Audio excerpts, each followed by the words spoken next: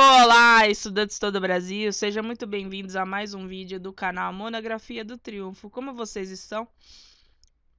Bom, hoje eu resolvi fazer para vocês uma série com os primeiros passos para você fazer o seu TCC. Hoje você vai aprender como identificar um projeto de pesquisa, como saber se você já definiu todos os elementos presentes, a definição e por que se faz uma pesquisa, beleza? Se você já curtiu o conteúdo, deixa o like, se inscreve no canal e ative o sininho para não perder nenhum dos nossos próximos vídeos. Combinado? Então vamos lá. Primeiramente, vamos pela definição. O que é basicamente um projeto de pesquisa? Bom, seguindo a definição, lembrando que eu fiz esse vídeo baseado no livro do Gil, Como Fazer Projetos de Pesquisa, de 2002, se eu não me engano, a edição. Qual que é a definição? Um projeto de pesquisa é sempre uma questão não resolvida, que é um objeto de discussão em qualquer domínio do conhecimento, ou seja, qualquer área do conhecimento, certo? Ou seja, é sempre uma questão não resolvida ou que tem múltiplas soluções e você vai trazer uma nova solução para aquele problema, beleza? Outra definição também, que é uma proposta duvidosa que pode ter múltiplas soluções, certo? Agora vamos aos motivos. Por que um pesquisador realiza uma pesquisa? Existem duas razões, basicamente, de ordem intelectual e de ordem prática. A de ordem intelectual, ela parte do desejo de conhecer pela própria satisfação de conhecer, ou seja, somos animais racionais, então é muito comum nós termos curiosidade, né, ou queremos conhecer mais sobre determinado assunto. Então, essa é a razão de ordem intelectual. Agora, já a razão de ordem prática, ela parte do desejo de conhecer com o intuito de tornar algo de maneira mais eficiente ou eficaz. Ou seja, de melhorar uma determinada ferramenta, um determinado método, ela parte deste princípio, ok? Beleza? Agora, vamos definir como identificar um bom projeto de pesquisa. Existem dois passos, basicamente, que vocês vão ter que seguir. Primeiro passo é verificar se o problema cogitado se enquadra na categoria científica. Segundo o Kerlinger, que é um pesquisador também, ele fez um livro, se eu não me engano, da década de 80. Basicamente, ele definiu que os problemas que não se encaixam na categoria científica são os problemas de engenharia, né? Foi assim que ele chamou. Então vamos lá, vamos aos dois tipos de problema e dois exemplos para ficar mais claro para vocês, né? Porque eu percebo que tem muita gente que tem dúvida nessa parte, ó. O que é um problema de pesquisa de uma categoria científica? Ou seja, por exemplo, a desnutrição determina o rebaixamento intelectual? Por que este exemplo é de categoria científica? Porque você percebe que eu tenho um problema e eu tenho também variáveis que eu posso mensurar, ou seja, que eu posso medir para determinar se essa pergunta é ou não válida, entendeu? Esse é um exemplo de problema que se encaixa na categoria científica, certo? Agora vamos ao exemplo, né, que seria, segundo o Kerlinger, um problema de engenharia, né? Um exemplo de categoria não científica. É bom adotar jogos e simulações como técnicas didáticas? Então, por que este não é um problema de categoria científica? Não faz parte da ciência definir qual é o melhor, qual é o menos pior, regular, o bom, entendeu? Método para esse assunto. Por quê? Porque isso é muito relativo. Por exemplo, cada pessoa aprende e tem um jeito de aprender de forma diferente. Então, o que pode ser bom para uma pessoa pode não se adequar a outra. Então, esse não é um papel da ciência de avaliar esses tipos de problema, certo?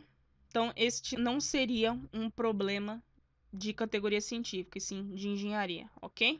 Beleza? E o passo 2 seria para você verificar se existem variáveis que podem ser testáveis. Sim, como no exemplo da categoria científica. Ou seja, eu tenho uma pergunta ali clara, precisa, e eu tenho ali variáveis que eu posso sim testar para avaliar se essa pergunta é válida ou não. Como saber se eu já defini ou não o meu projeto de pesquisa?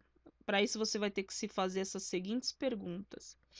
Ó, o problema, ele pode ser transformado em uma pergunta? Ele pode ser problematizado, o que eu quero investigar? O objeto da minha pesquisa pode virar uma pergunta? Pode ser transformado em uma pergunta? Se sim, vá em frente. Ele é claro e preciso? Ou seja, ele não é um tema subjetivo?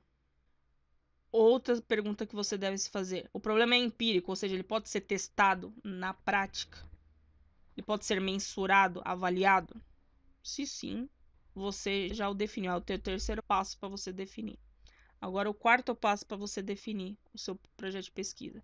Ele é suscetível a soluções? Ou seja, ele tem solução? E a quinta pergunta que você deve se fazer, se ele é delimitado de uma forma viável. Lembra que eu fiz um vídeo falando sobre você delimitar o seu tema, né? Vou deixar linkado aqui nos cards, tá? Beleza? Então, o problema é ele é delimitado de forma viável, ou seja, de forma que dê tempo para você fazer o seu TCC e ele num formato adequado para você trabalhar, ok? Se a resposta para todas elas for satisfatória, então você já definiu seu projeto de pesquisa. Quais os elementos que devem ter nos passos, né? Vai ter que ter a formulação do problema, que é o que eu havia dito sobre problematizar. Vai ter que ter também a construção de hipóteses, ou seja, o levantamento das possíveis soluções. Você também vai ter que identificar que tipo de pesquisa que você vai fazer, se é qualitativa, quantitativa, ex post facto, estudo de caso, pesquisa de campo, entendeu? Aí você que vai avaliar que tipo de pesquisa que você vai fazer. Como que você vai trabalhar com as suas variáveis, né? Independentes e dependentes, né? Como que você vai avaliá-las, como que você vai selecionar a amostra, também outros elementos presentes, a metodologia que você vai utilizar, ou seja, a elaboração dos instrumentos e como que você vai pretende coletar os dados, né? Qual a estratégia para coleta de dados. Também você vai ter que avaliar a determinação e o plano de análise desses dados, como que você vai analisar os dados, principalmente se você for trabalhar com pesquisa qualitativa, é você que vai ter que analisar os dados, portanto, tome cuidado, beleza? E fique atento. Você também vai ter que apresentar uma previsão da forma de apresentação dos resultados, ou seja, tudo que você coletou e quais as conclusões que você tirou sobre a coleta de dados. Também você vai ter que montar o cronograma de execução da pesquisa, ou seja, o prazo que você levou para fazer cada etapa, as dificuldades, o que você teve que aprender, basicamente isso, beleza?